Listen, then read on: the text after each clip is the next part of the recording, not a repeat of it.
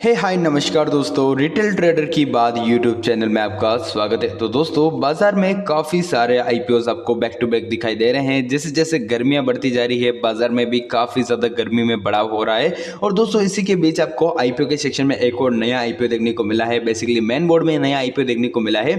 इस आईपीओ का नाम होने वाला है JNK India limited IPO. And दोस्तों, ये जो एक आईपीओ है, धमाकेदार आईपीओ होने वाला है या फ्लॉप आईपीओ, इस वीडियो में आपको पता चल जाएगा। और दोस्तों, आपको सारी जानकारी मिल जाएगी कि क्या हमें इस आईपीओ के लिए अप्लाई करना चाहिए या फिर इसको अवॉइड करना चाहिए। इसके अलावा देखिए, मार्केट में एक बड़ा खेल हो रहा है। यहाँ पर देखिए, लिस्टिंग पर आपको धमाकेदार ओपनिंग देखने को मिल सकती है। देखिए, लेकिन अगर आप इसे अप्लाई करना चाहते हैं तो इस वीडियो को आप जरूर देख ले, लास्ट में आपको सारा कंक्लूजन मिल जाएगा। तो चलिए बिना किसी वक्त गवाते हुए इस वीडियो को शुरू करते हैं। तो देखिए, सबसे पहले अगर मैं बात करूँ कंपनी के नाम की, तो कंपनी का नाम है JNK इंडिया लिमिटेड। दोस्तों, कंपनी का नाम तो JNK इंडिया है, लेकिन करती क्या है उसके बारे में थोड़ी सी जानकारी हम ले लेते हैं।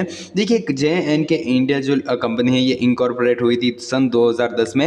एंड यहाँ पर देखिए, कंपनी इंगेज्ड है designing, manufacturing, supplying, installation and commissioning of process fire heaters, ठीक है, रिफॉर्मर्स एंड क्रैकिंग फर्नेसेस, ठीक है। देखिए, कंपनी क्या काम करती है। कंपनी बड़े बड़े जो फायरिंग हीटर्स होते हैं, फायर हीटर्स क्या काम आते हैं उसके बारे में मैं आपको थोड़ी सी जानकारी दे देता हूँ। देखिए, बेसिकली काफ़ी सारी चीज़ों को गर्म करना पड़ता है, मेल्ट करना पड़ता है, तो उसके लिए देखिए इन सारे इक्विपमेंट का यूज़ किया जाता है। और ये इन इक्विपमेंट्स को कंपनी बनाती है, ठीक है, डिज़ाइन करती है, इंस्टॉल करती है। जो अलग अलग रिक्वायरमेंट्स होती हैं, देखिए जैसे कि मेरी रिक्वायरमेंट्स, मुझे इतना बड़ा फायर हीटर चाहिए, तो यार वो बनाकर मुझे देगी, है ना, और इंस्टॉल करेगी। तो कुछ इस तरह का काम करती है। आगे थोड़ा सा और इसके ऊपर हम डिटेल में बातचीत कर लेते हैं। देखिए, कंपनी यहाँ पर प्रोजेक्ट कर चुकी है आंध्र प्रदेश में, असम में, बिहार में, कर्नाटका में, केरला में, महाराष्ट्र में, तमिलनाडु में, वेस्ट बंगाल में।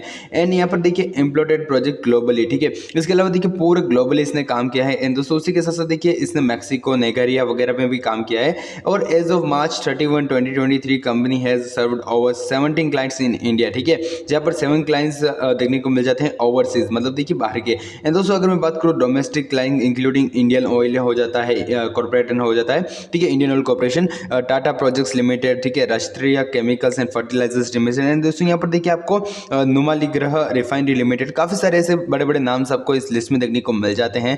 इसके अलावा देखिए, अगर मैं बात करूँ तो all products in JNK India Limited are manufacturing as the per requirement of the customers, ठीक है। जैसे कि मैंने आपको पहले बताया कि अगर मुझे ज़रूरत है, ठीक है, इक्विपमेंट की, तो मुझे बनाकर दे देंगे ये, ठीक है। जैसे कि मैं आपको बताऊँ तो the manufacturing is done in the house manufacturing facility और थर्ड पार्टी वेंडर्स, ठीक है। ऐसा कोई फिक्स नहीं कि इनका काम, इनके जो फैसिलिटीज़ है मैन्युफैक्चरिंग वहाँ पर ही हो। यहाँ पर देखिए जो काम है इनका बाय वेंडर्स भी हो सकता है, ठीक है। और दोस्तों, यहाँ पर अगर मैं बात करूँ तो इनका जो मैन्युफैक्चरिंग फैसिलिटी है वो कहाँ लोकेटेड है, तो देखिए multi product specialisation economical zone in the Mundra port, ठीक है। तो देखिए मुद्रा पोर्ट्स में गुजरात में यहाँ पर देखिए इनका जो मतलब अपना जो डेवलपिंग या फिर आपके लीजिए जो मैन्युफैक्चरिंग फैसिलिटी है वो अवेलेबल है। और दोस्तों, यहाँ पर इनके साइज़ की अगर मैं बात करूँ तो 20,243 का स्क्वायर फीट का जो है इनका इंस्टॉलेशन कैपेसिटी और 5,000 मेट्रिक टन का इनका मैन्युफैक्चरिंग है, मॉड्यूफैक्चरिंग पर एनम है, ठीक है। यानी कि देखिए 5,000 टन मेट्रिक का ये जो है मैन्युफैक्चरिंग एंड मॉड्यूलेशन कर सकती है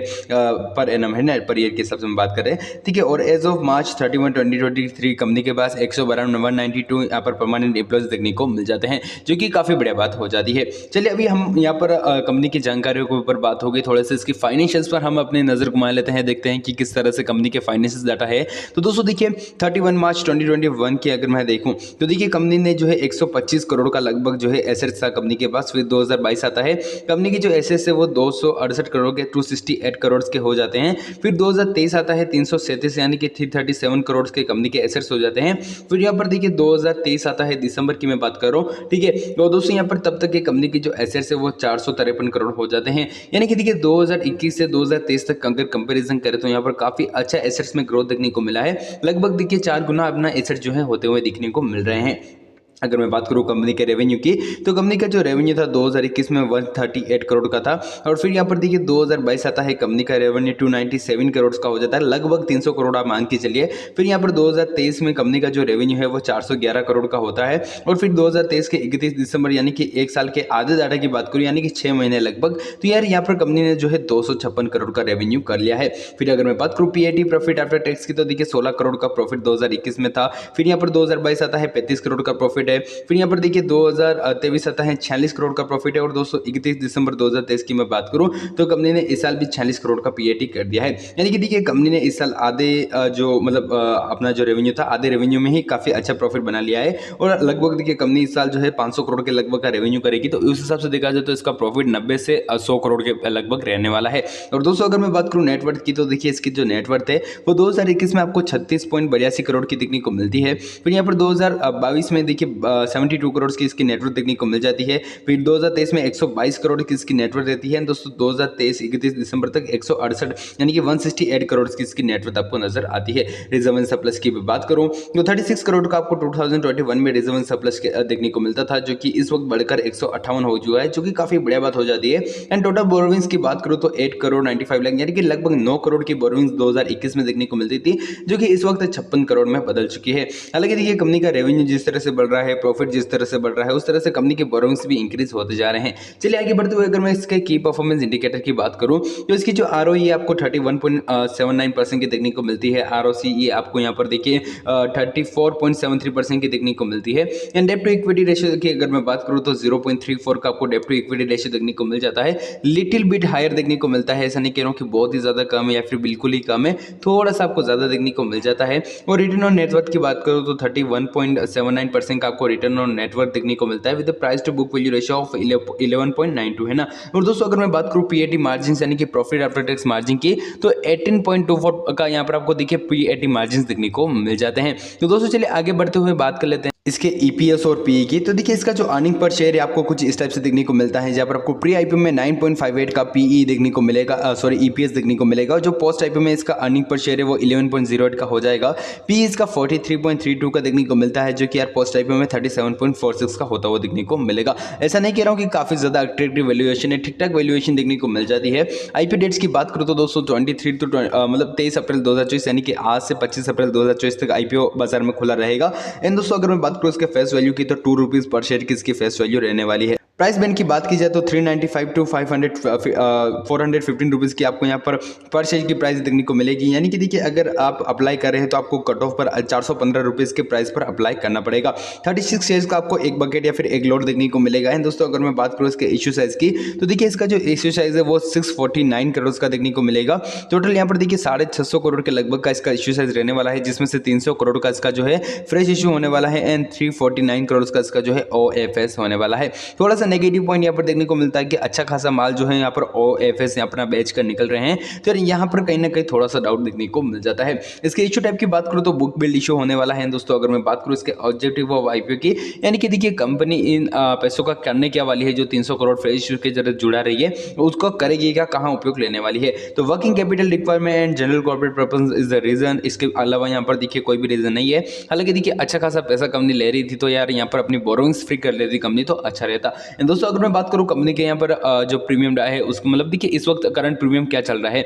दोस्तों करंट प्रीमियम जो है यहाँ पर 26% का चलता हुआ दिखाई दे रहा है, सॉरी 6% का चलता हुआ दिखाई दे रहा है। इसके हिसाब से देखा जाए तो यहाँ पर देखिए इस आईपीओ में आपको 900 रुपये का एस्टिमेटेड प्रॉफिट इस वक्त नजर आ रहा है। हालांकि देखिए ये कोई एक्यूरेट डाटा नहीं है, आपको देखिए एक्यूरेट डाटा देखने को मिलेगा कल से, क्योंकि देखिए जब मार्केट में आईपीओ आता है तो देखिए फर्स्ट डे आपको थोड़ा सा फ्लक्चुएशन वगैरह देखने को मिलता है, सेकंड डे से आपको जो सब कुछ है स्टेबल देखने को मिल जाता है, जो भी रहता है वो स्टेबल ही रहता है अकॉर्डिंग टू माय ऑब्जर्वेशन। ठीक है, अगर मैं बात करूँ इसके प्राइसिंग की तो देखिए 395 टू 450 रुपीज़ की प्राइस रहेगी। आपको देखिए 415 पर अप्लाई करना है। हालांकि देखिए अप्लाई करना है या नहीं उसके बारे में मैं आपको बता देता हूँ। देखिए आईपीओ को अप्लाई करना है या नहीं उसके बारे में अगर मैं आपको बात करूँ तो देखिए आईपीओ कंपनी को जो काम कर रही है, ठीक है, कंपनी का बिजनेस सेगमेंट ठीक है, ठीक है, ऐसा नहीं कह रहा हूँ कि खराब बिजनेस सेगमेंट है। कंपनी यहाँ पर ओवरसीज भी काम कर रही है, यानी कि देखिए एक्सपोर्टिंग का काम भी कर रही है। उसके अलावा देखिए कंपनी जो है यहाँ पर अपने इंडिया के जो जैसे बड़े बड़े जो है कंपनीज लाइक टाटा वगैरह, तो उनके लिए भी काम कर रही है। तो यार यहाँ पर कहीं ना कहीं तो एक अच्छा पॉइंट देखने को मिलता है। लेकिन देखिए नेगेटिविटी होती है इसके इश्यू साइज में, या फिर आप देख लीजिए इसके